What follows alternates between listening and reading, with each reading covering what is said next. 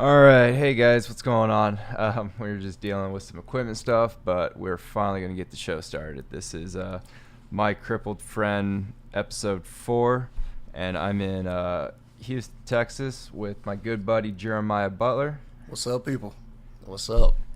Hey man, we're down here for the best of the rest tournament, which is kind of like the end of the year Division 3 tournament for the guys that really don't get to play a whole lot at like nationals. So what do you think of this whole thing so far? I think it's great. Definitely for the people that don't get to play as much.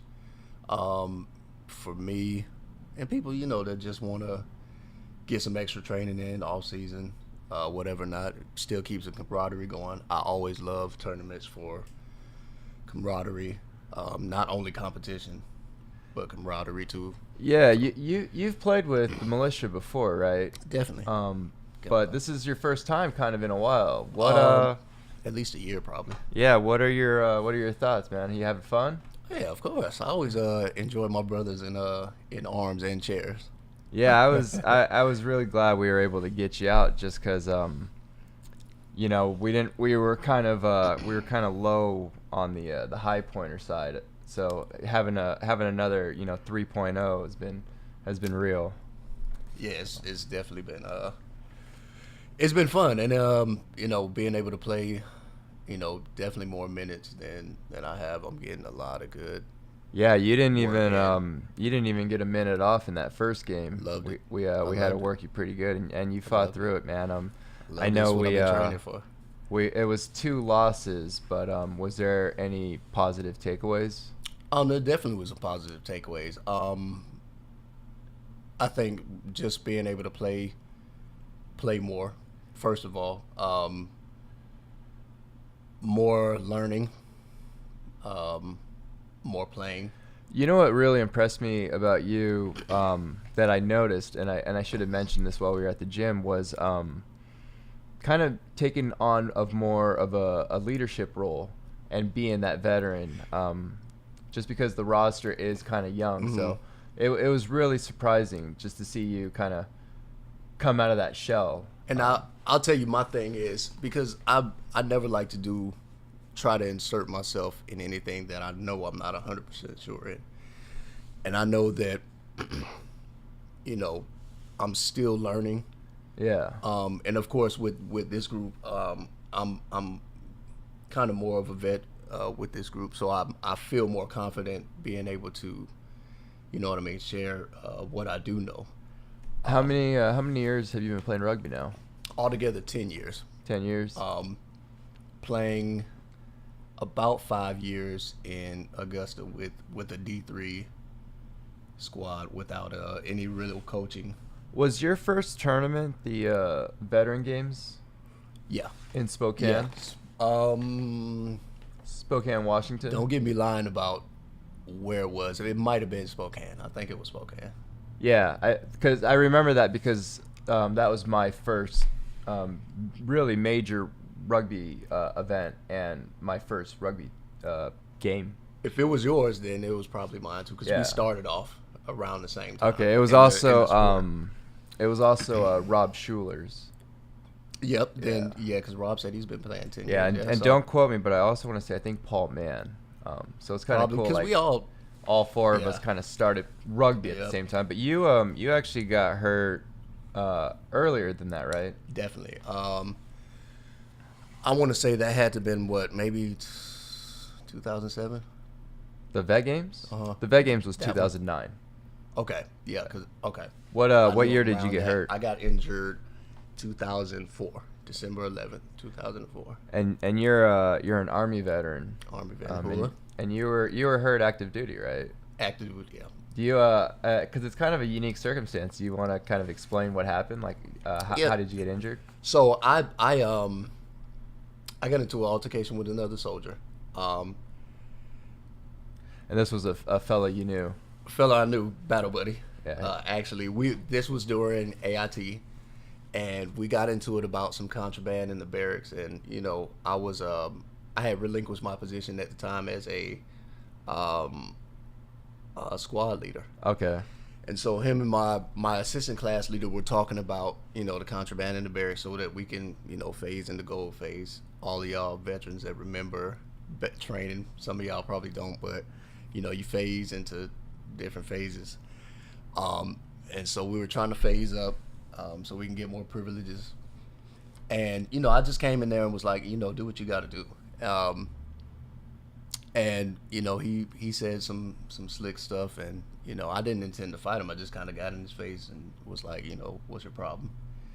And so I'm not sure who threw the first punch, but he was able to get like up on a footlocker, or I pushed him up against the wall and he kind of shimmied up against the footlocker. Yeah. And was able to get advantage of me that way. And eventually he tried to slam me, and instead of slamming me, he fell on me, and all his weight pushed on my neck, which caused my injury. So. And that was like because you guys wrapped up and then went to the deck. And, yeah. And he kind of had me in the I forgot what the name of that move is. I'm not a big wrestler. Or like a guillotine. Watcher. He had something around your Yeah, neck. something He had an arm where around he your has neck. you here and tries to. Yeah. But instead he fell on me. So. And so you did. Where was this at? Was this in Benning? This was Fort Jackson. Fort Jackson. At South Carolina. Yeah. So where did you do your rehabilitation? I did. I was stabilized right there at in South Carolina, and then they sent me right to Augusta, VA, for therapy. Okay. And is Augusta your hometown? Augusta's hometown. Okay, so that was nice. Yeah. So you had family, Yeah, definitely. near you during that whole thing. My father retired in Augusta, Army, so that's how we, ended up there. We spent most of our years in Augusta. Yeah. Had you ever really traveled much before the Army? Yes, with my father, Mm-hmm. and so we moved, of course, back and forth to Germany. I was actually born in Germany. Oh, really? Right. Nice. So I was born in Which Würzburg, base? Germany. Where? Würzburg. Okay. We have one born in Nuremberg, one born in, I think, Frankfurt. So we had been, I think he did 3 tours in Germany, and we lived upstate Fort Drum. He was stationed there. We did some time in Louisiana and then Georgia before I even went into the military. Yeah, so you were definitely like a military brat. Yeah. Got to kind of moved out. Yeah. Did that inspire you to join and enlist? Yeah, it did. It did. Because I knew I'm coming from a family I'm 2 of 8. So I've always said I knew what the military could do for, financially for a family. So that was part of my inspiration for going in. And of course, I enjoyed just from what he told me of the military. He was very my father retired as a master sergeant. He was very strict and structured. Yeah. And I've always liked the structure of it, at least. Yeah. Well, it shows. I mean, I've known you for, over 10 years, and I've never heard anything bad, or had anything bad to say about you, and I know, I try and do my best. Oh man, you know how to be an adult and handle business, and I think you're really mature for your age. What thing? How old are you, anyways? Man, now you about to get I'm me. sorry, dude. Well, what year did you did you graduate high school? No, I graduated 2002. I was supposed to come out 01. Okay, I'm yeah. actually 36. Yeah, you're y'all guys 4. can kind of see my wisdom up here. Oh, dude. Well, I'm looking at this. I don't have a haircut, strand, so like this don't little judge stray gray that's just like floating up here. I just see it on one? camera. I think I just knocked it down. Just one? Oh, dude, I got plenty, man. You see this? Yeah, well. Yeah, it's all salt and pepper. Yeah. Yeah, I know. You got the skunk stripe. I got the Cruella de Vil going on right now. You ever grow that thing out? I have. I've in high school.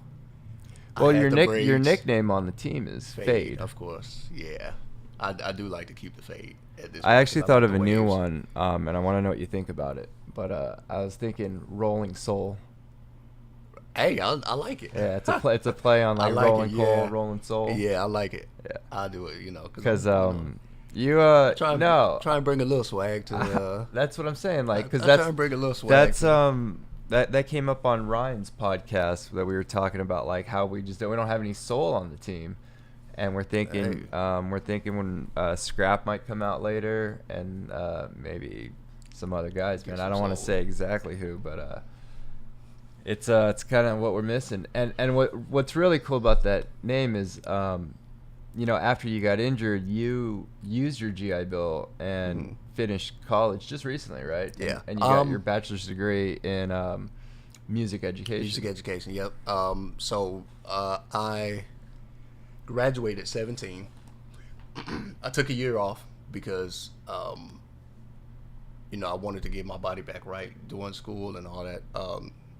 I know a lot of teachers out there that are teachers would know that, with lesson planning and, after school, staying with the kids. I mean, it's rewarding, but it's time consuming. So I didn't have the time that I really wanted to, keep my fitness up the way especially as an athlete. So I wanted to take a year off.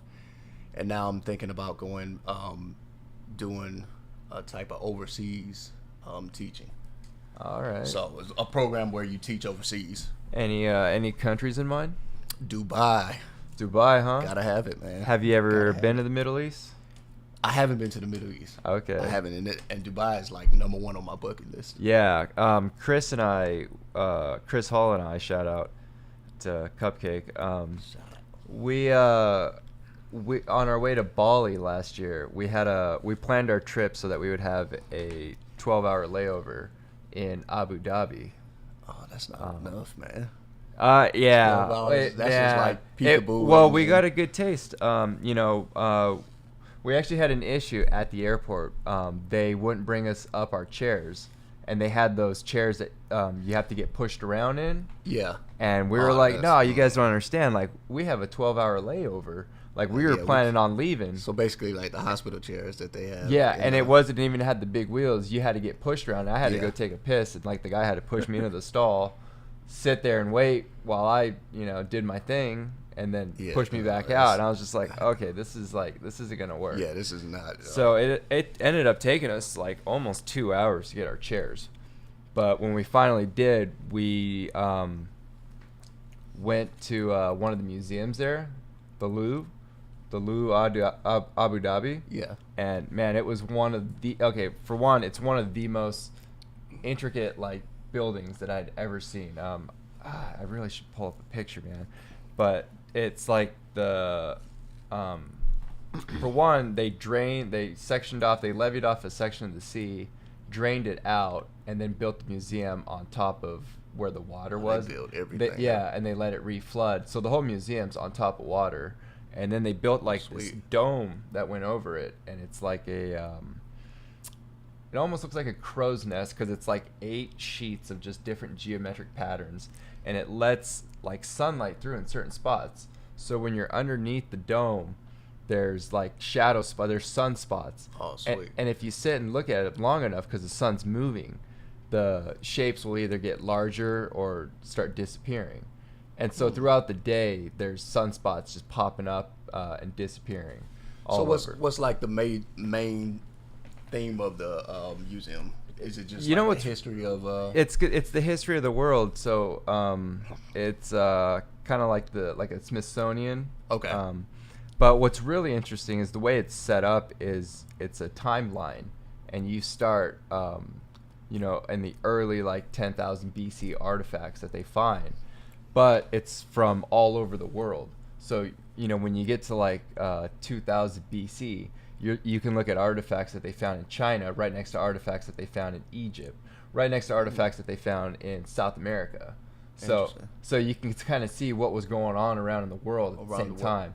And then when you get into like, the modern era, when like the 1700s. Yeah. And then you're like, oh, wow, like, Europe was doing this and America was still just a colony. And Spanish Inquisition was going on down in South America. Like, that's interesting. It was really cool to go through a museum like that. It's interesting to see that country would have artifacts of other countries. Oh man, it's all that oil. It's all that oil money. Yeah, and so did it all tie back to Abu Dhabi? Like the artifacts were. Oh, they had artifacts that they found, like in the Middle East, in like especially Egypt, but also Mesopotamia and like all those places. Sweet, It was really cool, man. Yeah, I definitely want to get to the Middle East. Yeah, and then we went to the Grand Mosque, which is this mosque that they built. I think it just opened up. I mean, just that's recently. the one y'all had on Facebook. I think Chris put it on Yep. Facebook. Yep. Oh, Yeah. my God. It's actually it's been floating around on a PVA commercial. I seen it. I seen it on. It was one of y'all Facebook, and I was like, oh my God, that's beautiful. I definitely want to visit that. Yeah, it was amazing. I mean, they it's like God, because we were just wearing like we were traveling, so we were just wearing gym shorts and like tank tops, and we actually had to put on a robe. Okay. Yeah. So are they pretty strict about that? Oh yeah, it's still. I mean, it's the Middle East, but up, it's kind of more like the Middle Easy side of things, where they're a little more like relaxed. Middle East. But it was a great experience, man. Yeah, I definitely want to. Yeah, the UAE is number one on my bucket list, and I still have a bunch of countries I want to hit, but that's like number one. Yeah, man, I've only been in the Middle East twice. I went to Jerusalem in Israel like and that's 2 years that's ago. full of history. Oh, it was incredible. Yeah, history. I was in Tel Aviv for a while. The reason I went was one of my buddies from Oregon served in the IDF, and then ended up staying there and going to school, and he was gonna get married and come back home. So I was like, well, I got to go visit Israel while I know a buddy that lives there that can show me around. Yeah. So I went with my brother for 2 weeks, man. It was an incredible trip. Bet that was accessibility wise, what would you say is your assessment of that area? Abu Dhabi. I didn't have any problems in Abu Dhabi. Everything's still pretty modern. They had the individual bathrooms where you it's kind of, I don't know if you've ever been over to Asia, but they haven't been to Asia yet. They have like individual bathrooms that you just you hit a button, the sliding door opens, and you go in, you hit the lock, and the super it's a suite. It's a suite. Okay. Some of them will even have like a changing mat. I think I have even seen some that have like a shower in them. It's incredible, but Abu Dhabi wasn't that bad. Surprisingly, like the cab drivers speak a lot of English. Yeah. From what I saw, the sidewalks and the curb cuts, and everything was pretty much flat. We didn't really, because you're in the middle of the desert, so everything's completely flat. What about Jerusalem? Because I know that's older. I will say Abu Dhabi was hot as hell. I think this was I'm sure the whole. I'm pretty sure. I think this was in July, middle of July. And it was like 44 degrees Celsius, which comes out to like 110 plus. Nice. I don't know what the humidity was, but it was how's slick. The air? The humidity was slick. I mean, when we were pushed around that museum for like 4 hours, and we ended up pushing outside in the courtyard, and as soon as we opened the doors to go outside, I went to go push my wheels, my hands just slipped. I almost fell out of my chair and then my sunglasses glazed over, and I mean my wheels just went from dry to just slick. Man. So basically the humidity is very humid over there. Oh yeah. I mean, because it's you're right on well, forget what sea that is, but yeah, you're right on the water. Mediterranean? No, that's more of. I think it might be the Red Sea. I'm gonna sound really stupid right now. Yeah, I already kind of opened my mouth and started foot. Tel Aviv was, if I was gonna rate it, I'd say like maybe a C. Why? Just because it's a little bit hilly. On the accessibility scale.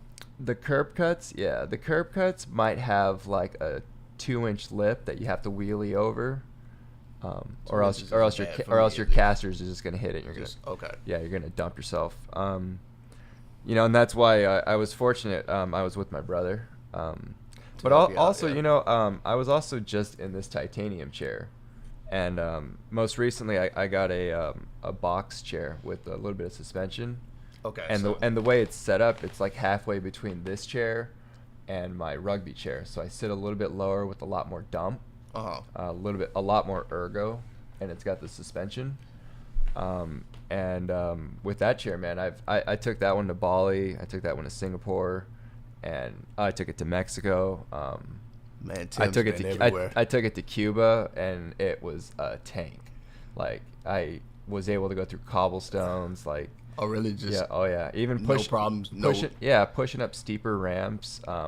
Actually able to hop up like 3 to 4 inch like curbs. Did you have bigger casters?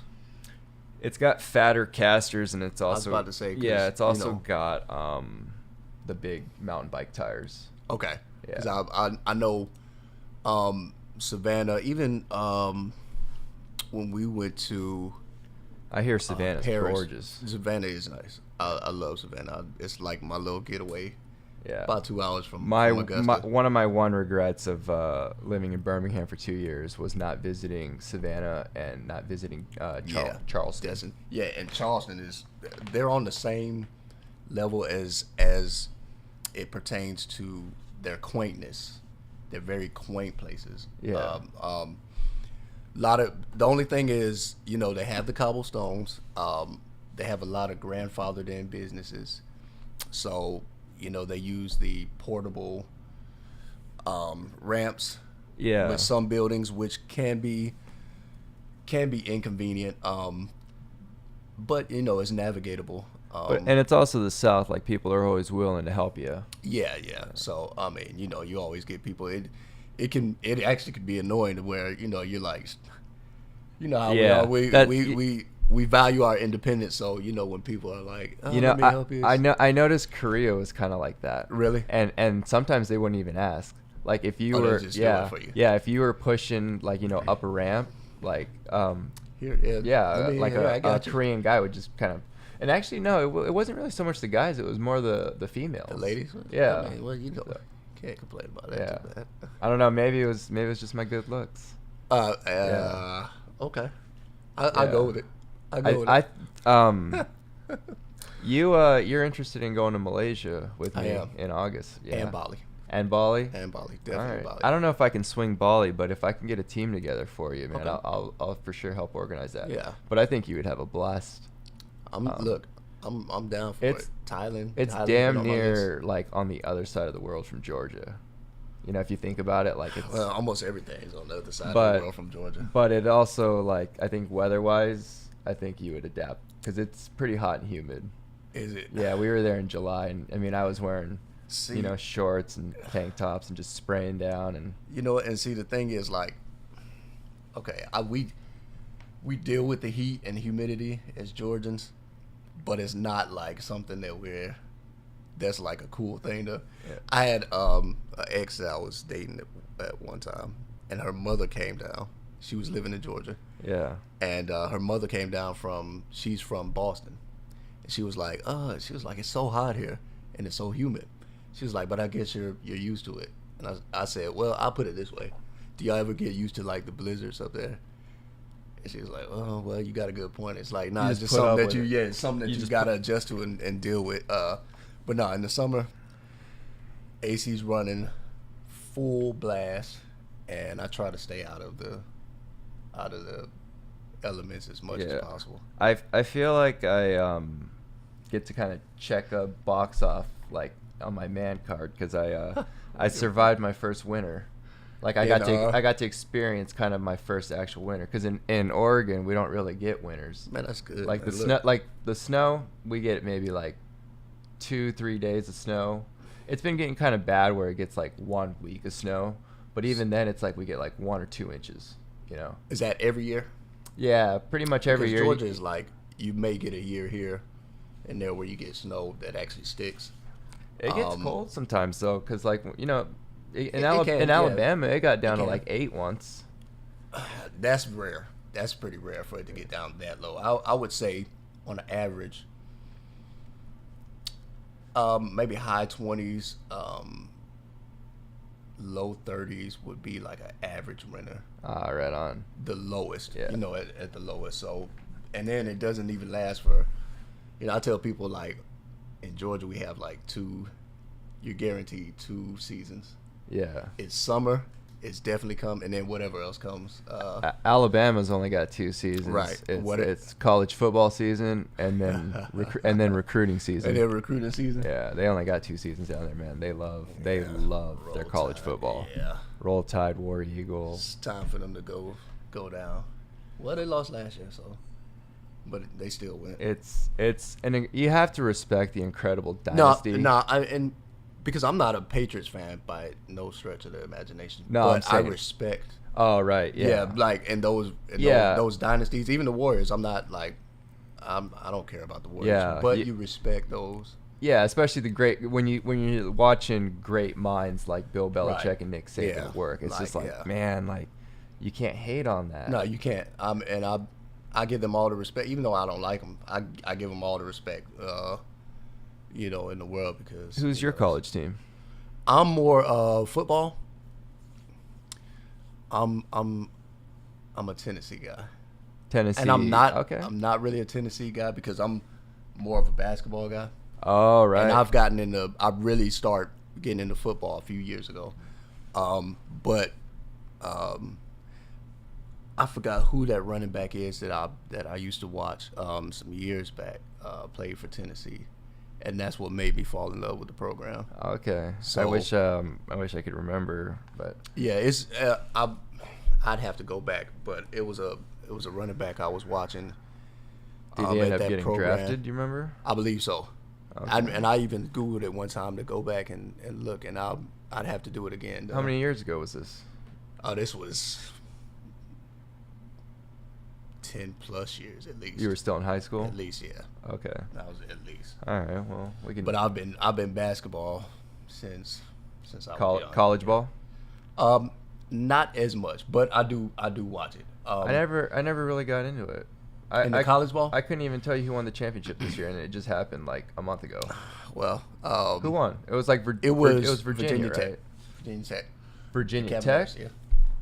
No, Virginia. Virginia, yeah, the Cavaliers. Cavs. They played like some team that had never been there either, right? I was like, I Texas Tech? Who they played because was it Texas Tech? I'm UNC for basketball because I wanted to be like Mike, and I thought I was going to be the next iteration of Jordan, so I've always wanted to go to UNC.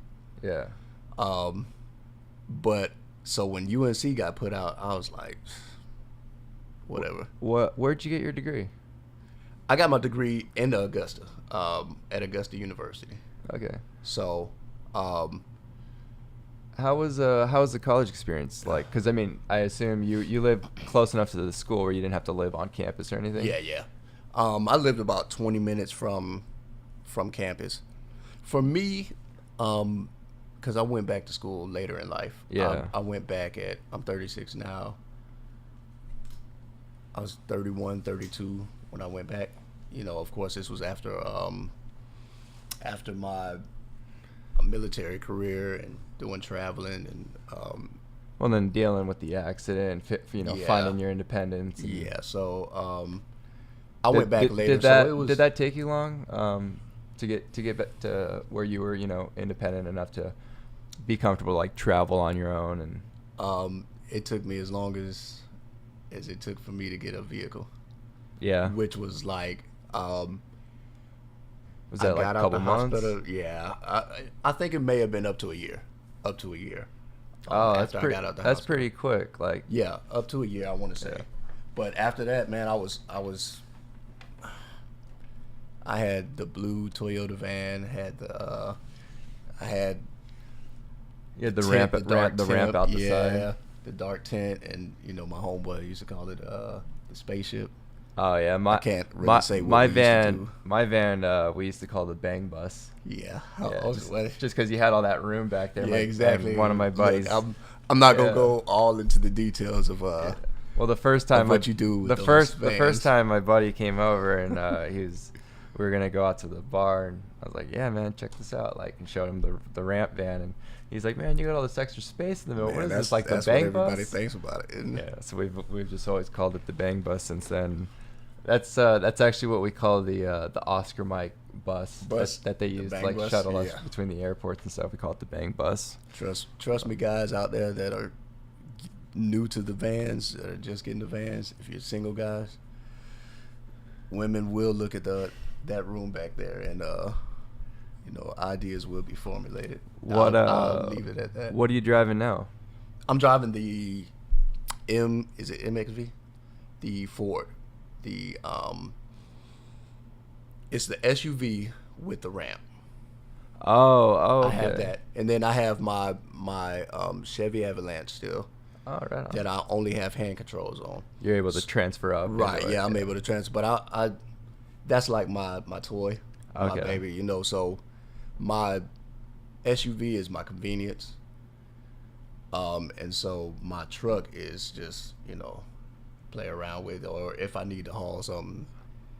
Whoa, what size rims you got on it? 24s. How did I know? How'd you know, man? Swag.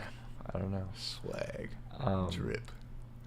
We Ryan and I were talking about this, and I always like hearing, cause it's one thing that's really interesting about like being involved with Oscar Mike and being a part of the militia is you get to meet people from all over, and it's really cool because like having different backgrounds and finding out that like a lot of us are really like similar, but it's also kind of like nitpicking the differences. Yeah. And it was always one thing that I like to pick people's brains about is like what kind of cars like they're into, and we had talked with Ryan, and Ryan pretty much says he has his dream car. It's the new Vanderhall thing that he's got. Have you seen that? Okay. Yeah. Yeah, that little. I seen it when 3-wheel Shelby Cobra looking thing. Who got it first? I think Was it Smitty? I think Boley got. Oh, I don't know. Oh, Smitty got one too. I know. Well, I know he was talking about one. Oh man, that's awesome. Yeah, and mine was like I think we settled. I think I was gonna do a tricked out like Mercedes Sprinter with like a bed in the back that's like 4-wheel drive and has like a little kitchen. Has like a little kitchen. And talk about a bang bus. Nah, man, it's gonna be like my little adventure vehicle, something that I can just like drive out into the woods in and just sleep and sleep.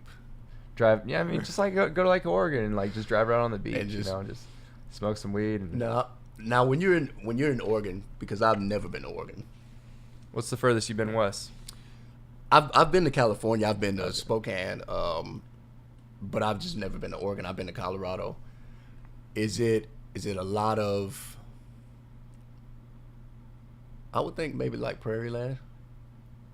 Oregon's not necessarily like Portland or anything. Oregon's interesting because we have everything. We have the coast, and then like just as you move east, you got the Coast Range, which is kind of a little mountain range that's it's got a lot of like evergreen trees, a lot of like Douglas firs, a lot of nobles.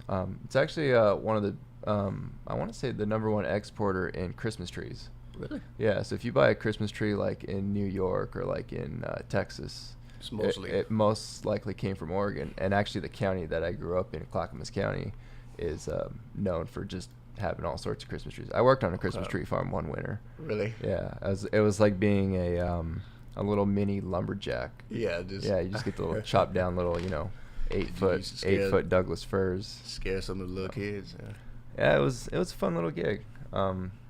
It was one of those jobs, just seasonal. You just get it in the winter. And then you move into the kind of like the Willamette Valley, and that's where I live. And that's where you would like take the Sprinter. Well, I mean it's got good. It's like wine country, kind of one of the underground like wine countries. Okay. And then that's where Portland is. There's a bunch of little rivers and lakes, and then you go a little bit further east, and it's the Cascade Range, and that's kind of where like Mount Hood is, and they got year-round skiing. Okay. So y'all do have get out to like Central Oregon, and it's kind of like the high desert. And there's Mount Bachelor's out there, and they have a lot of good like kayaking, mountain biking. Yeah. A lot of good like outdoor activities. A lot of good hiking. And then you go even further out, east, and then it's like just like kind of like prairie lands. Okay. Yeah, I went to Oklahoma. My sister just graduated Yeah, a lot of windmill farms out there. Man, a lot of Eastern Oregon's got a lot of windmill farms as well. Really? Yeah. Prairie land, and it's beautiful. But I've met a few people that were not from there, and it was like I never had allergies until I came here, and I'm guessing like it's the plethora of yeah, just all that like yeah, all that bush, wheat, all that wheat. So plant life is that's you know, when I went out to where Oscar Mike headquarters is, you know, and like is it like that? Have you haven't been up there, have you? And I haven't been to the compound. You just I've been to Rockford. I've been to Rockford. You just went to Rockford I've for been National. to one of the balls.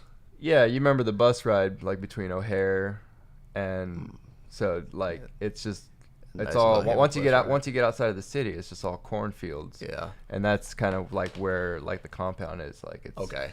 It's in a community, but then outside But of in that the community, it's just fields of corn and like soybeans. Yeah. Get your privacy. But you know, it is kind of beautiful in its own way. But, Yeah, but the winters, man, I do not miss. Like going back to what we were talking about, surviving that first kind of like or experiencing that first winter. Yeah. Where it's like, you know, you have to shovel the driveway and like in a wheelchair, man. Like No. I don't know how quads do it. Like why is there a single quad that lives in a winter state? And I mean, I guess. Because I know guys that live in like, you know, Michigan and Wisconsin and Minnesota. Like, how do you do that? Like, And props to you. You know, I give it all to you. 100%. I would take a trailer in Houston, Texas, than a mansion in northern Minnesota. I don't know, because I'd probably just be in the mansion all the time.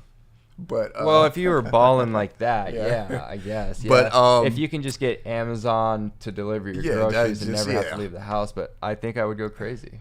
But no, I no, because like I say, living in Germany, being born in Germany and living in upstate New York, it was good to experience, and we just did the sledding and all that, made the snowman and all that. Had the times where we, got out of school because we were snowed in or whatever. Not. But I enjoyed it as a kid, but I wouldn't want any of that right now. Christmas in Germany, I hear, is a lot different. I was about 11 the last time we came over. Or is it because you lived on base? Was it mostly like kind of an American Christmas? I'm not too. I don't remember the Christmases there as much as I remember. I remember like the salt mines. We went to the salt mines. I forgot where that. Maybe Stuttgart or something like that. I would just remember certain things about. You remember the food at all? I do. Some of the best gummy bears. I eat. The gummy bears, huh? Oh yeah. I think Germany's known for its gummy bears. I love the Ritter chocolates. The square chocolates. I don't know because I'm not big on chocolate. Oh, okay. I will eat chocolate, but I'm not like a chocolate fiend. So I do more candy than I do like chocolate. Okay, like gummies. Yeah, you know what I mean. So, but yes, Germany's known for good chocolate. I wasn't big into the schnitzel and all that. Really? I'm surprised. I mean, I'm not. What about fondue? Sausage. Yeah. Brats and. Yeah, I mean, but it wasn't like. My favorite German cuisine or entree or whatever is pork cordon bleu. Pork cordon bleu. Yeah. I haven't had it. Oh, really? Nah. I really. You like cheese? I do. You would like it. Love cheese. It's like a pork cutlet with stuff with cheese. But see, I'm not big on pork. I will eat pork, but I'm not big on it. Okay. And I love chicken, and I'm not crazy about the chicken cordon bleu. So. What about ribs? I would try pork it. ribs. Yeah, I mean Okay. I prefer beef ribs. Oh, all right. Oh, you're in taste wise. You're in Texas, man. This is a place to do it. Is it? Oh yeah. For the beef ribs? Texas Texas Texas barbecue is all about just beef. Yeah, okay. Yeah. It's really hard to find a joint that can do pork well, unless it's a Mexican joint or like a Tex-Mex. Well, joint. that's perfect for me. The only thing I hate about beef ribs versus pork ribs is beef, you don't get as much meat. Beef, you don't get as much meat? Much meat on the rib. Now, I've never had it in Texas. It Oh. might be different here. Bro, you feel like Everything's bigger in you Texas. feel like Fred Flintstone. Really? Yeah. So they have the brontosaurus. Yeah, it's about like a foot long, And it's thick. and it's yeah. Oh yeah, I gotta have it. I can do maybe 2, and then I'm feeling it. Okay, I gotta get with some of the locals and find Yeah. out what's the best joints around here. Dude, one thing that I love rooming with you is, and this is the first time that we've roomed together, but Yeah, one thing that it I is. love is trying to find something good to eat on like Grubhub or Yeah. DoorDash. And today we got back from the tournament and we passed a restaurant called BB's. Yes, sir. And the driver had recommended it, and we ended up finding it on DoorDash and ordering it. And what did I end up getting? The crawfish etouffee. Etouffee. And then you got a The- shrimp I boil. got You got a the- shrimp boil. A shrimp boil. Yeah. And guys, I had been wanting seafood. I told Tim like, He's when all we about first the got crab here, legs. I was like, man, I gotta get some seafood. And so we were passing it, and the guy driving us, Patrick, was like, yeah, I hear this place is really good for seafood. And so me and Tim was like, okay, well, sounds like a plan. So we end up getting it. Now I will say, the food was good. Would you second that notion? Yeah, I would do it again. I would do it again. The Yeah. only thing I wouldn't do is I paid like $20 for like a kid's meal of low country boil, which for those who don't know what that is, that's like shrimp, potatoes with the corn, and Well, because normally when you do like a proper boil, I mean, you're doing it in a, Right, a a huge- 10-gallon yeah. pot Right. outside, and they gave me this little skimpy box with but the saving grace was that it was that good that yeah. and I actually got full. Do you cook at home often? Often, no, but I do cook. You normally just order, or Well, I'm starting to cook more because I'm trying to watch my diet. Mm-hmm. And I'm trying to even save money on eating out. And most of the time, just eating out is just it's quick, but it's not satisfying. You know what I mean? All this processed stuff is I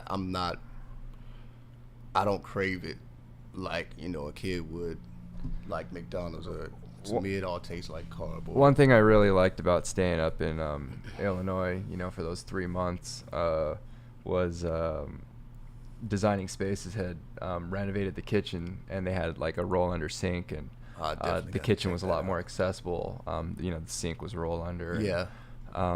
Yeah, you were just able to cook your own breakfast. Go upstairs. Like I kind of had a morning routine where I'd go up, and I'm kind of a coffee freak too. So I brought out my French press, and I ordered You fancy, huh? Yeah, I ordered a grinder off of Amazon and had it delivered to the compound, and actually got some like Black Rifle coffee and some Firehouse coffee, which are like 2 local roasters. Okay. Or excuse me, Black Rifle's a veteran-owned coffee roasting Okay. company out in Salt Lake, and then Firehouse Coffee's a local coffee roaster in Rockford, Illinois. Yeah, and they're interesting because they're sort of like they're like Oscar Mike, but what we do for veterans, they do for firefighters, which is kind of okay. like kind of a So, like- overlooked demographic, like Yeah. a firefighter that was injured or paralyzed, Yeah. like in the line of duty, or Because I think Firehouses does that as well, doesn't it? Firehouse Subs. Yeah. I think Possibly. I know they originally did that they started, they were all firefighters, Mhm. and I think it was just a station started because they just made bomb-ass food. too. Yeah. Yeah. I'm not sure. And, I'm and that's just actually, kinda dude, one thing speculating. about firefighters is like they all know how to cook. Yeah. Just because when you're stuck in the when you're stuck at the station with all these guys, like you're just gonna learn how to cook. Yeah, I got a buddy that was on the fire department in Augusta at one point. Now he's in Atlanta. Yeah. So yeah, that was kind of one of the jobs that I was gonna consider after the Marines was like wildland firefighting, because I never my mom had always pushed me to like become a businessman or work like a boring desk job, and I was never really about that. Like I always liked working with my hands, and actually before I joined the Marines, I was a heavy equipment operator. Or not, excuse me, a heavy, I don't know why I fucking said that. I'm tired. I was a heavy. Just so y'all know, Tim got me at like 9 o'clock after we ate a big, huge meal. So if I yawn, please don't. I really appreciate you staying up and doing this. No, it's all good. I enjoy it. We're at like 45 minutes right now. Excuse me for if I yawn and all that on camera. But what I was saying is I was actually a heavy equipment mechanic. Just because I always liked working with my hands. I kind of explored about like working on like vehicles and stuff, but then this opportunity came up to get an internship and go to school while holding down a job at the heavy equipment shop, one of the Caterpillar dealerships in Portland. So I mean, right out of high school, I was making like $17-18. Really? Yeah, washing heavy equipment for the rental shop, and then working my way up to like the engine shop and working on the heavy side, the light side, the hydraulic shop, going into the truck shop and just rebuilding engines. And it's funny that you say that, and I've found out through rooming with Tim that we actually have a lot more in common than we've known. But I was a 63 Bravo, which was an all-wheel mechanic going into the military.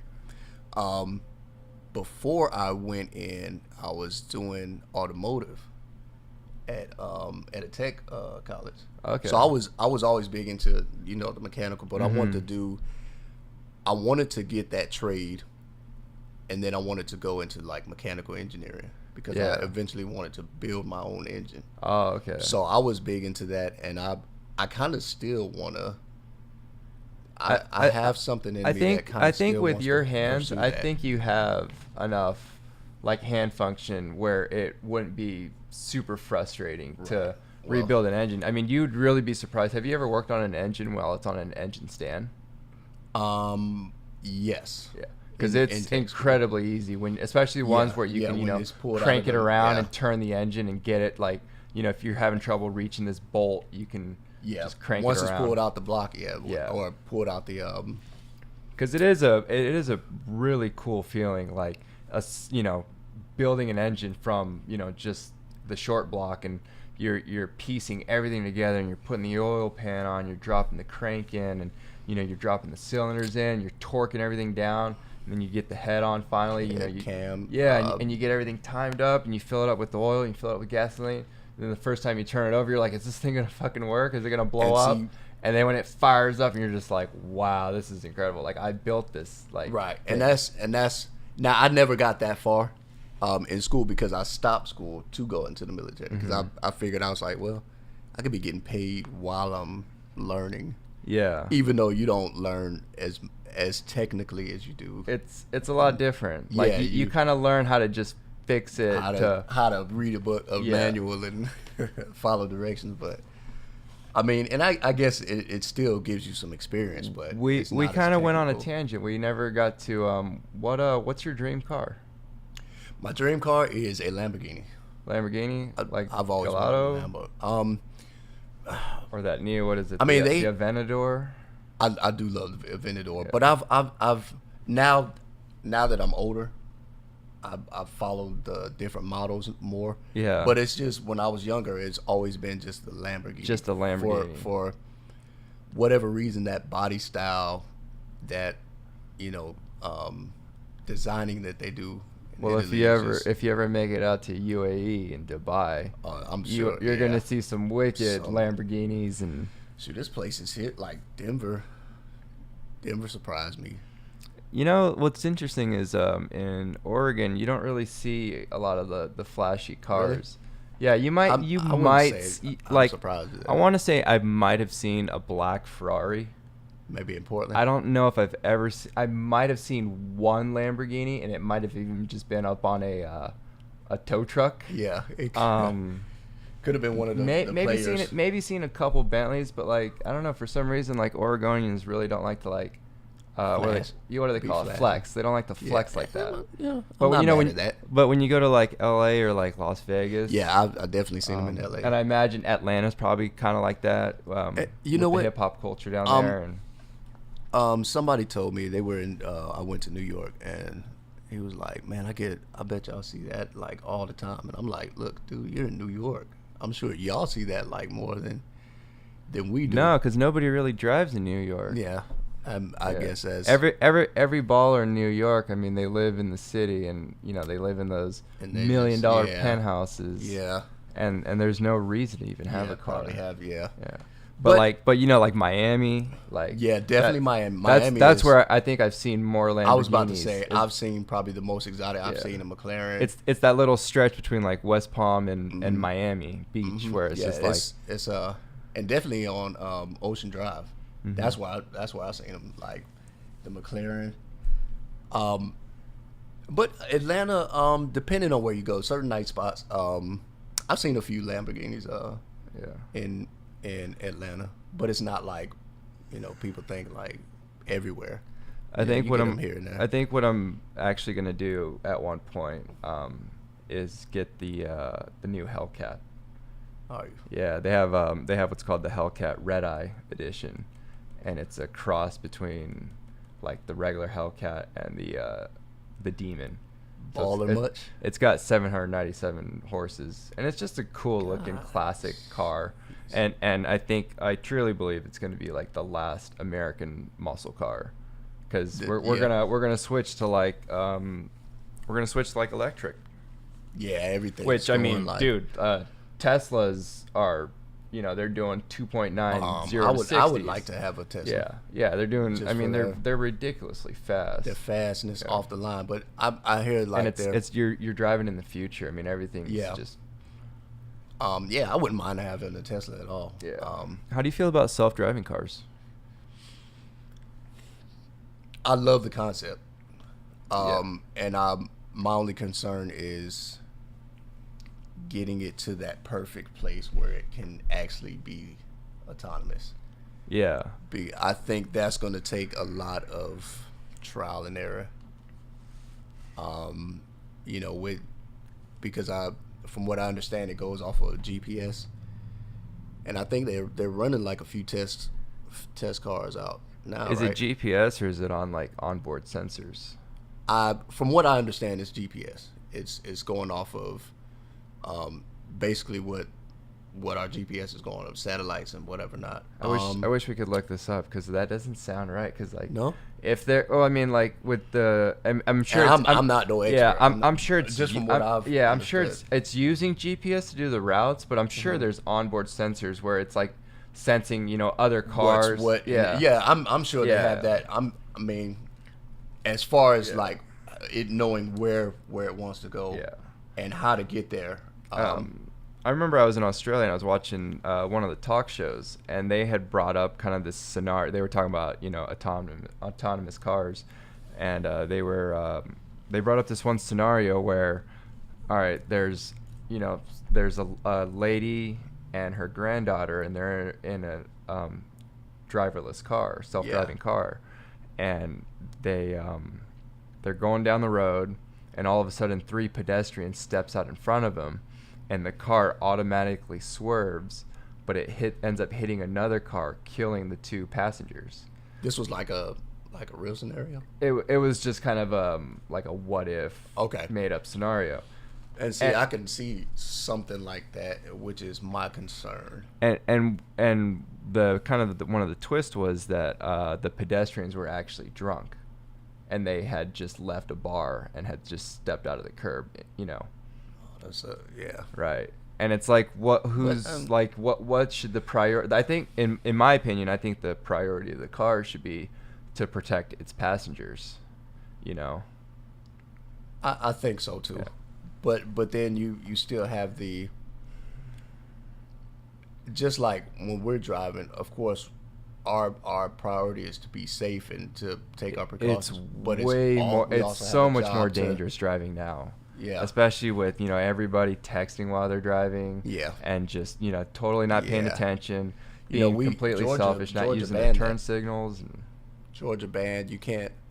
The only time you can have your phone on, using your phone, is if it's in one of those like a holder. Yeah. and you're using it for GPS. Okay. Only. Yeah, you can't You can't be watching texting, video. you can't watch Netflix. Yeah. Yeah, that's good. It's crazy that some states still really just allow it. Yeah. I mean, you're not gonna be able to police it all up, but Yeah. at least take that step. So I think overall, if it reduces accidents, and deaths Yeah. on the road by, even if it was just 70%, I think it's worth it. it's man. Even if it gets as me, much as I love driving, man. even if it gets me to my destination on time, because I've got to the point where, you're driving and you see somebody like in the fast lane or something and they're driving slow, and then you pass them and you realize they're kind of like looking, and it's like, or sometimes oh they my just God. don't care. And what's crazy? Well, they is obviously don't. In Portland, most of the speed limit around the Portland metro area is just 55. Oh, But yeah. nobody's driving 55. Everyone's going 65 in the 60, yeah. you're going 65, 70 in the fast lane, right? But Yeah. sometimes every now and then you're just going to get that one person that just likes to go 60 in the fast lane, and they don't realize that the law also states that you have to move over. Lane is for passing. For passing, yeah. So and I think that's most states, really, right? It In is, America, yeah, at and least, it's just And amazing it's- how oh my God, it drives universally there's just dumbass drivers all over the United States, and I've driven everywhere in the United Yeah. States, and it's like, there's dumbasses in Illinois, and there's dumbasses in Alabama, and there's dumbasses in Texas, there's dumbasses in California. And I can't say I haven't been guilty of being a dumbass myself. On the Oh road, man, so, dude, dude, when I was younger, not man, guilt-free. I was such a dirtbag driver. Yeah. Yeah, Well, who really isn't when they're younger like that? Well, I was you have some I good was people that- fortunate. I actually wrecked my first car, driving like a dumbass, and fortunately I just wiped out and just took out some arborvitaes, but it was like,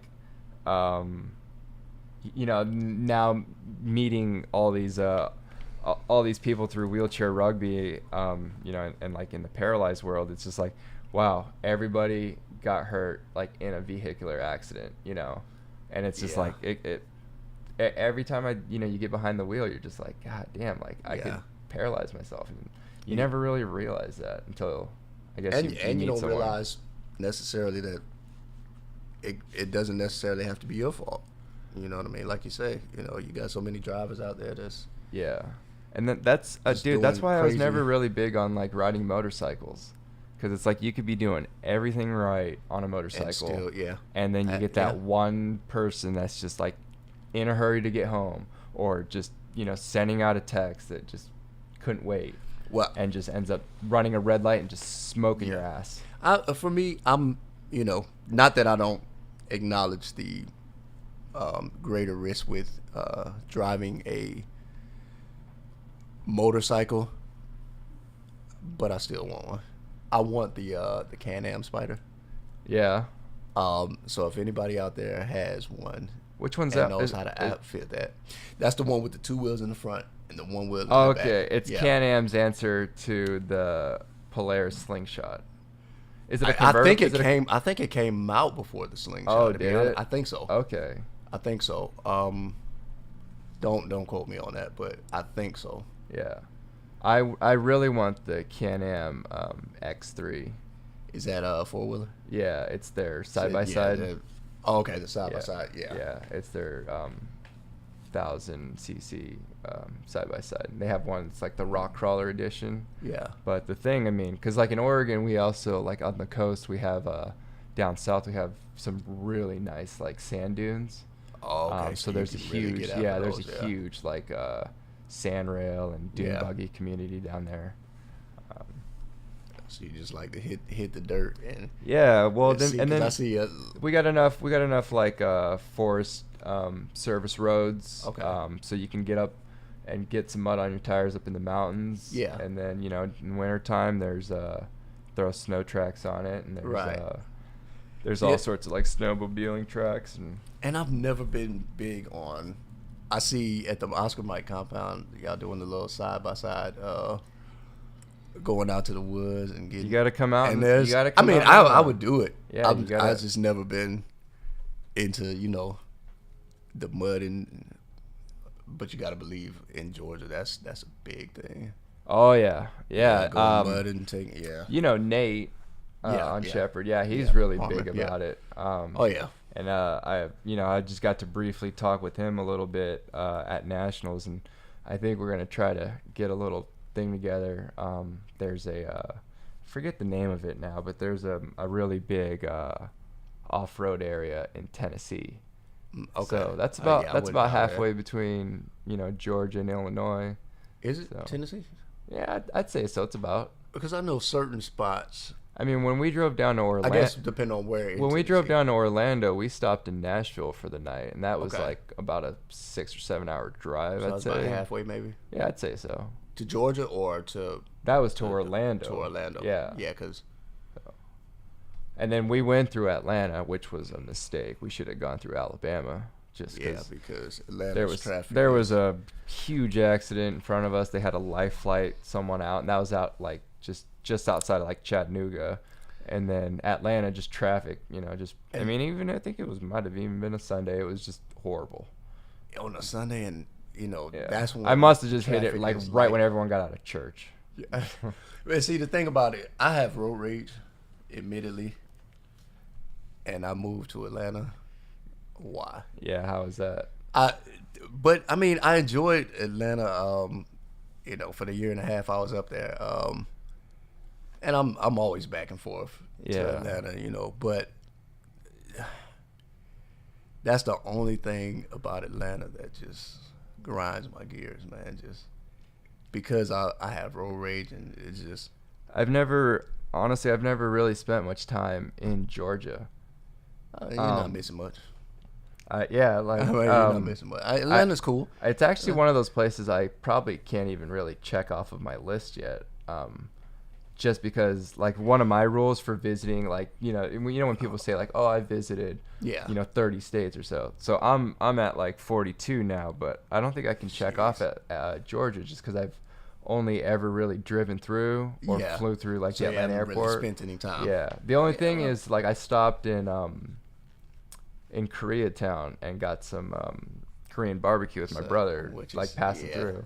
Yeah. But I am going to Atlanta in 2 weeks to go scuba diving at the Georgia Aquarium. We'll get you right. Yeah, so we'll get you right. I'll be spending some time. I'm gonna spend an extra day and go to Coca-Cola World. Just because I've always been a Coke man. So yeah, if you do that, then you could pretty much check Georgia off your list because that's definitely the biggest touristy things. Yeah. In Atlanta, and go to the CNN Center. What's the CNN Center? That's the like hub that's of Ted CNN. that's Ted Turner's like that's that's Ted Turner's hood. Yeah, that's his hood. That's his stomping ground. So, so that's the big thing. Yeah. We'll see how close I am to the new stadium too. I'd like to go just check out you'll that be right monolith. there. Yeah, you'll be right in that area. You gonna come hang out? Yeah, I'll come hang out. All right, man. I'll never pass up opportunity to play in Atlanta. Yeah. I'll check with the people organizing the diving trip and just see if maybe you can just come hang out for the day.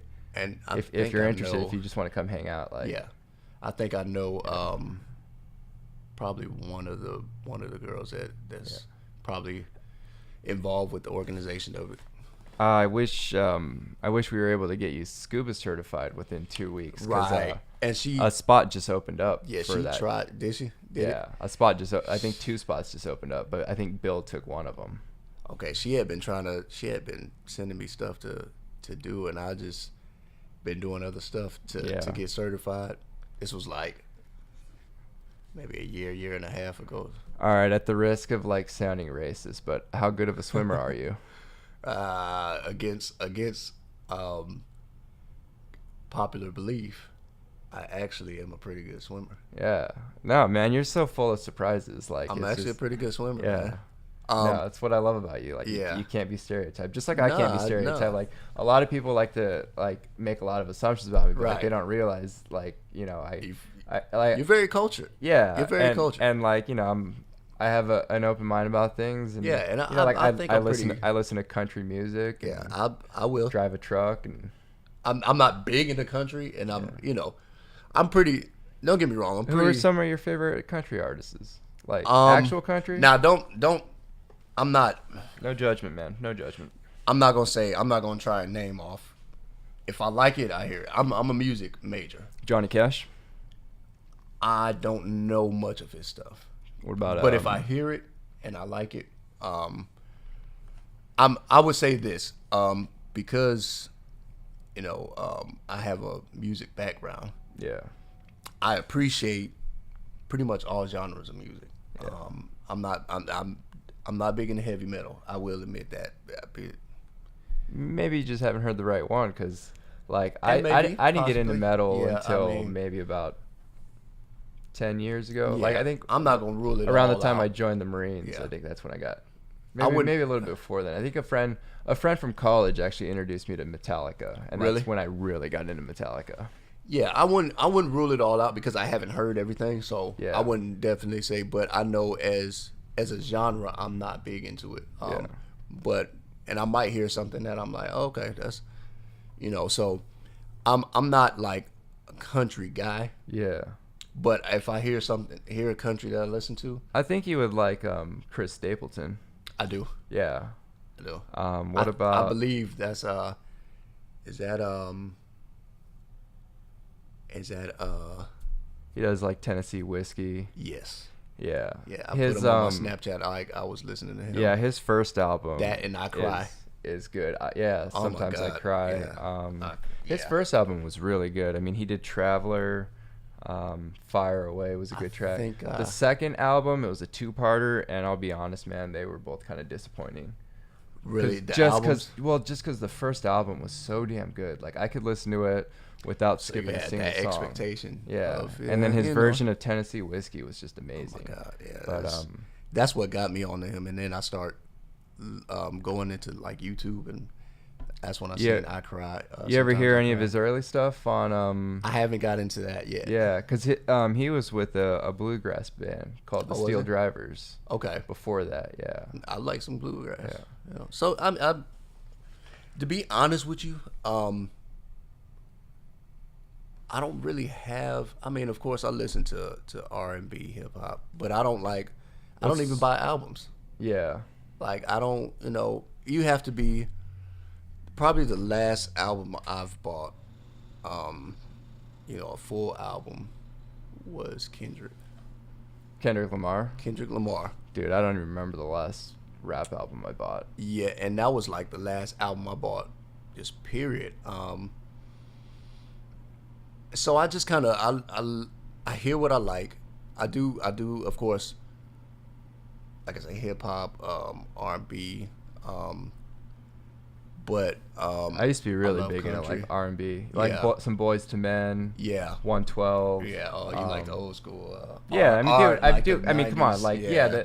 yeah, we grew up, Yeah, in the 90s, 90s, and it yeah. was like that was when R&B Was real, yeah. R. Now Kelly, it's- R. Kelly was still cool. Yeah. Michael Jackson was Yeah. still cool. Like, Well, Michael Jackson will always be cool. R. Kelly kind of.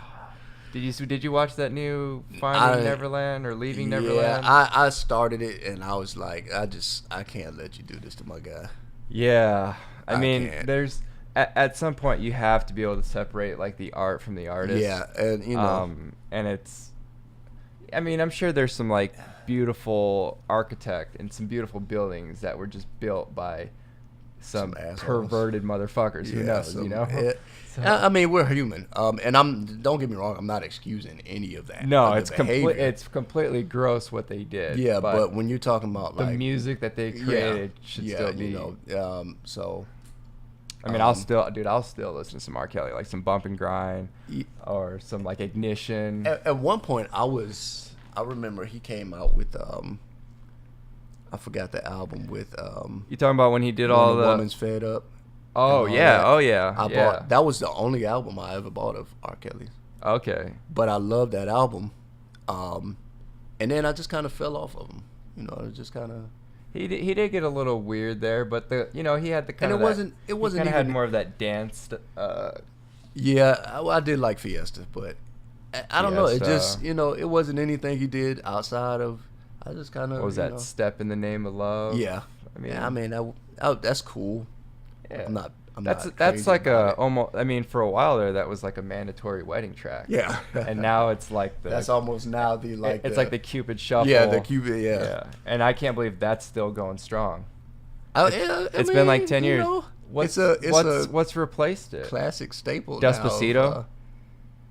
Now, I don't think Despacito is timeless though. It was kind of just a one.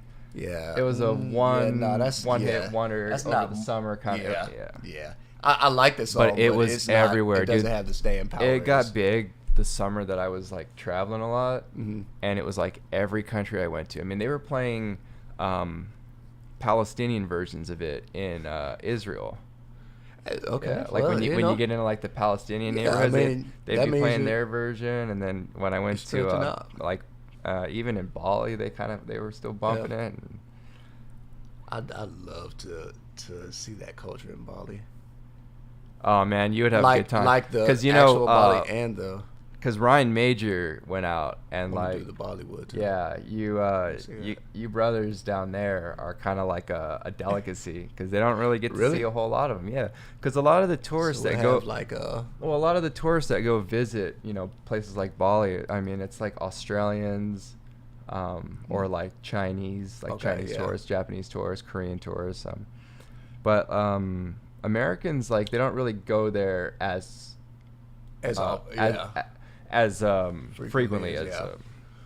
So which makes sense. I mean, Australia's right there, so because Bali's pretty much like Australia's Cancun. You know what I'm saying?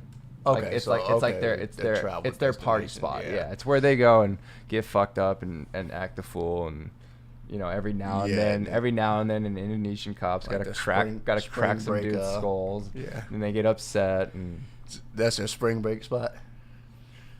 Yeah, it's like their summer holiday. Yeah, they call. Because Bali is Asia. Yeah, it's like Indonesia, which is okay. Yeah, it's just part of a string of islands. Okay. Just south of like Thailand, Malaysia. I would think. What about Africans don't travel there often? Dude, I don't know any Africans that really travel. I think the ones that travel are the ones that in Europe, migrant workers. Yeah, in Europe, you get a lot of Africans traveling. Like traveling.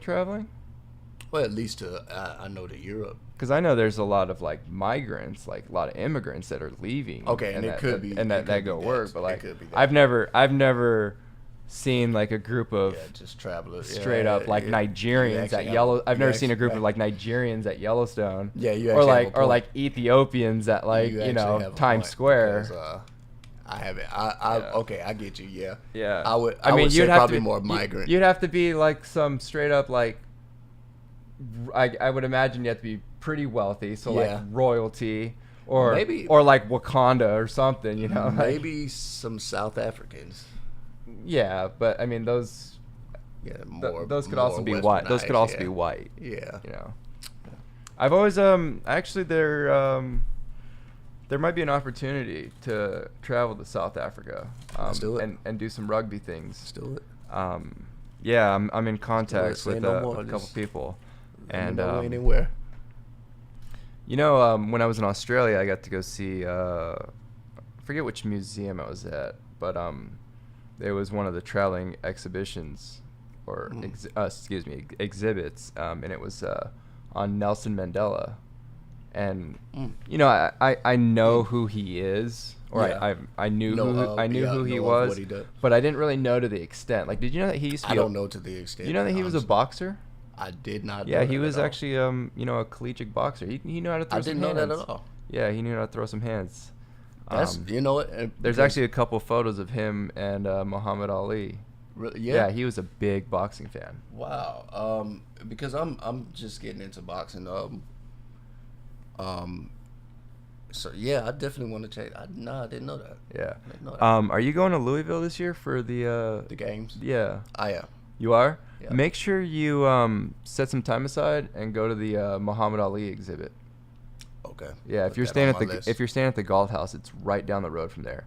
But it's one of Okay. the most incredible, especially if you're a big boxing fan. Yeah. I mean, Louisville's where Yeah, where it's- Muhammad Ali's from. Okay. Back when he was Cassius Clay, and they put this exhibit up, but it's awesome because you get to go through and there's a bunch of different artifacts, but then there's also like theaters where you can watch his all his old fights. I mean, every minute of every round. Check, Yeah, it's definitely. I mean, maybe go early. The games is kind of weird this year, right? Doesn't it start like on a Thursday and end on like a Sunday or some shit? I haven't even gotten Yeah. my confirmation for my registration back. Now they got this little funky thing to where, you have to do half of it in paperwork and then like half of it online. Yeah. And so I had to do the online part. So I'm not sure what day it starts, but I know at this point now when I go to the vet games, I do certain events, but I also space it out to where I can actually enjoy where we're going. I feel So ya, I'm not yeah. just doing events whole. That's why I decided to take this year off. Oh, you took this year off? Yeah. Have you been to Louisville? Well, you've been. I've been to Louisville, Yeah, yeah. It's actually where Nationals was hosted the first couple Okay. times. Yeah. Okay. So. Yeah, so it was you've been there, done yeah, that. my first couple years of playing rugby. We went to it was like the first 2 was in Alabama, and then the next I want to say like 3 were in Louisville. So you've been there, done yeah, I that. like it. Yeah, and when I lived in Birmingham, I actually I went up there for a weekend. Like Nikki, with Oscar Yeah. Mike, she just happened to have the weekend off too, and I Just was like, rode hey, up there. I ain't got shit to do this How weekend far is it either. from Birmingham? It was perfectly halfway between us. It was about a 6-hour drive from Birmingham to Not bad. Louisville, and then I think it took her Okay, about so y'all 6 kinda hours met, from yeah. Chicago. Yeah, we ended up staying. We're both just food nuts, so we ended love up food. staying at this place called it's the Brown Hotel. It's kind of a historic hotel, and they're known for their hot brown sandwiches, which is kind of like a Louisville staple. And it's What like is a hot brown sandwich? a hot brown sandwich is like pretty much it's a open-faced turkey sandwich with mashed potatoes and hominy sauce, which Okay. I don't know exactly what's in it. I'm sure it's got to have some sort of cream, some sort of butter, probably a Yeah. lot of cholesterol, things that aren't good for you. Oh, But that can't be God good to you, damn, though. it's so good. Yeah, it's almost kind of like I don't want to And I don't want to disrespect it and call it a white gravy, but it's kind of a Like white, a white sauce okay. that just man, it's so incredible. And I just found out yesterday through Tim that an open face sandwich is a sandwich like with the bread on the bottom Yep. and just the meat on top with no. Yeah. What were we we were talking bread about on Someplace where in the you were airport, saying- right? At ATL. Okay, yeah. Yeah, in the airport And terminal I don't terminal think I've been there. Terminal E. It's a restaurant called One Flew South, Okay. and they have an meatloaf- open-faced meatloaf sandwich. That's I'm really gonna have good. to check it out. Yeah, they have really good cocktails and sushi as well. So Okay. Always good for a cocktail. man, For a flight. it's getting late, dude. We got things to do tomorrow. We got 2 games, and Dude, I'm tired. And yeah. y'all got me beat up today, man. yeah, no, you deserve some rest, man. We're gonna wrap this up, but before we do, actually, before every episode, I always post a thing on our social media accounts, and I always ask,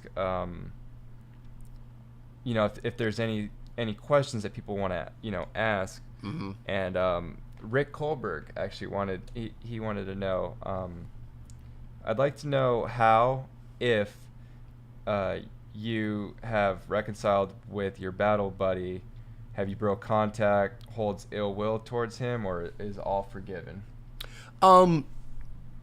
It's kind of a loaded question because I think I was telling, I don't know if I talked to Rick about this when we were at Nationals, but I think I was telling somebody about this. I haven't talked to him since my accident. Since the incident. Since the incident. Yeah, he didn't even visit you in the hospital or anything? No. I didn't necessarily expect him to. Yeah. So I told somebody I think about it every now and again. Yeah. What maybe I could have did to kind of avoid the situation, but it's not like a thing. And I've always said, who knows what might be down deep seated. You know what I mean? With me, I can, but I don't consciously hold any ill will to him. And when I first got injured, I just said, I didn't think he meant, for me to be paralyzed. We got into it. Oh, you know absolutely. what I mean? I don't think when you fight, Right. when you get into a fight, like you don't think, Right. I don't, Unless he knew like some jiu-jitsu and some, pressure points and stuff. unless you're really defending yourself, or Right. if you just caught the guy, maybe sleeping with your wife, or like if something a dude like just that. Something if a like dude that. just I mean, kicked your dog, then you might come out and be like, all right, I'm gonna paralyze this motherfucker. Yeah, something. But no, so I never thought that he, did it out of malice or anything. Yeah. We were in the heat of the moment. So to answer your question, Rick, I think I did forgive him. I'm not necessarily sure if I have anything, deep within me that may still be holding on to it, but it's not conscious in the forefront. I would say that. Well, I feel like you've accepted your disability pretty well, and I think so. You've been able to move forward with your life, and I know certainly for me, man, it's before I got injured, dude, I didn't really have any plans beyond 30. Mm-hmm. It was really like I wanted to serve in the Marines. Mm-hmm. I was thinking maybe just 4 years, maybe 8 years, just to get the the reserve portion of that part out. Yeah. And then after that, I was looking at maybe doing like some wildland firefighting just to get some money and do seasonal work. And then I actually was thinking about getting into like MMA and start like training MMA and start working my way up like the amateur circuit. So all over the place. When I talk to Tim, it's like I learned so much that I wouldn't expect from Tim. Well, I've always been like about life experiences. So Mm-hmm. I've always wanted to know what it was like to be like, in an MMA fight and test yourself, test you and your skills against another opponent, where it was all the work that you put in during the camp, and there's because I grew up playing team sports and played like soccer and basketball and lacrosse, and always playing team sports, but I never really played like any individual sports. Okay. Yeah. So Well, if I'm any indication, it ends in paralysis. Yeah. Stop.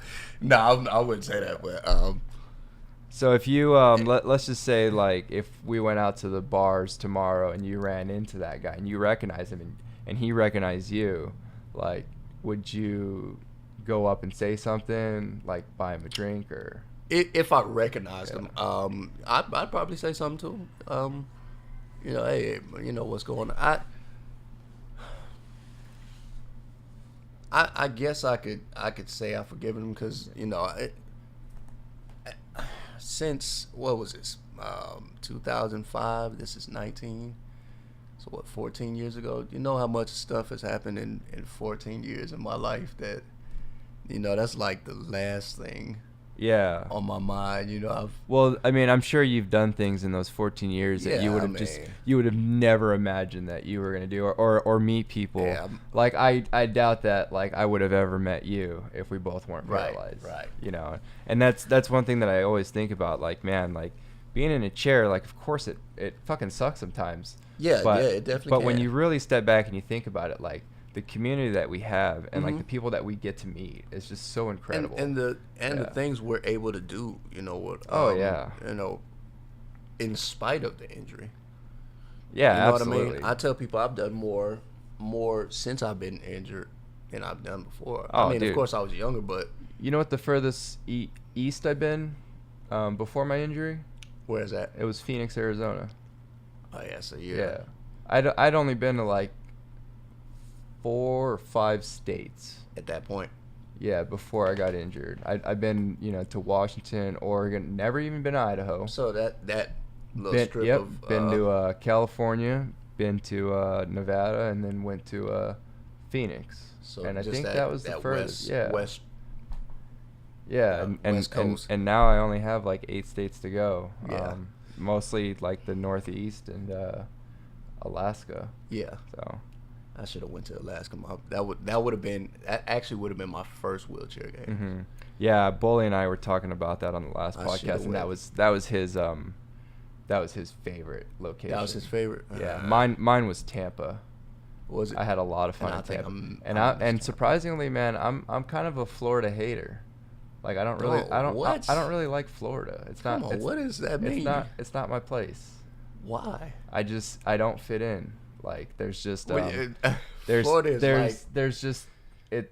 and California. The drivers there are just way too aggressive. Like everyone. Florida? Yeah, it just seems like everyone's losing their mind trying to. They're just in a hurry to get to places. Well, Floridians are losing their mind. If I had to pick a place in Florida, it would be Jacksonville. Which is like the least Florida city. Yeah. It might as well be South Georgia. Yeah. I mean, it kind of is. It really Florida, is. Yeah. Well, I mean, laws. What do they say in Florida? It's like the further you go north, the more south it gets. Yeah. Yeah. Nah. I miss living in the South sometimes, man. Just the slow pace of life and like just you got the Southern hospitality. Yeah. And people are pretty friendly. They're always looking to help you out. I love all that. I do love the city, but weather for me, man, in the South, just yeah. I don't deal with the cold anymore. Where's your ideal spot now? It would either probably be Cali or Florida.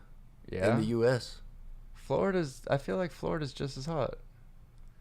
It is, but I like because I can always cut the AC off. California's nice, man. California I was stationed at Pendleton and then lived in LA for 3 months and always had family. Like my real dad lives in Fresno and I got family in the Bay Area and I got family in San Diego and I've been to LA, Long Beach, San Diego, kind of passing through.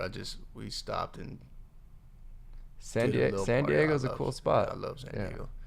From what I've been there so far, I've been to a lot of good San seafood. Fran, a lot of good seafood. I bet all on that West Coast is not so far. The seafood I've had since I've been over there, it was top notch. Well, the vet games are going to be in Portland, 2020. I'll be there. Yeah, well, come out a little bit earlier. Come stay a little bit later. Yeah, man. We'll do a proper barbecue in the backyard, and I'll take you out to like the coast or something. I'll take you to my. Do you like clam chowder? I do. I'll take you to my favorite clam chowder. Y'all got good clam chowder in Portland? Yeah, there's surprisingly, right? I would think. Because I've had clam chowder in Boston. I judge a seafood joint based on their clam chowder. Okay. Yeah. And if they don't serve me those Westminster cookies that are like the hexagon shape, then it's not the real. Yeah, thing. if they gave me the square Nabisco salt, I'm like, all right, just send it back. Like, get the fuck out of my face with this. Like, what are you doing? This isn't even. This is amateur hour. What are you doing? Yeah, this is amateur. But there's a joint on the Oregon coast I think you'd like. It's called Norma's in Seaside. Okay. And it's one of my. I don't want to say it's like the best but it's my favorite place. Okay. You gonna introduce me to Dame Dollar? Dame Dollar? Yeah. I mean, I know you know. I'm sure he's listening to the podcast. Yeah. So shout out to Dame Dollar. Way to hit that tray at the buzzer. It's Dame time. It's Dame time, man. Dame time. I'm looking forward. Actually, the the Warriors game because games start late on Central Time. It was. I think it was on when I was. It starts at 9. It started at 9 Central. It might have been an older game that I was watching. So man, let's wrap this up. Do you want to give a shout out to anyone while we're on air? Or? Shout out to the community. The community watching. Thanks for watching. Or listening. I think a lot of people are listening. Or listening, yeah. Shout out to Oscar Mike. Shout out to Tim for having me on, man. Oh Appreciate man, it. it's a pleasure, dude. My people back home. All right, friends, man. Fam, hey. Yep.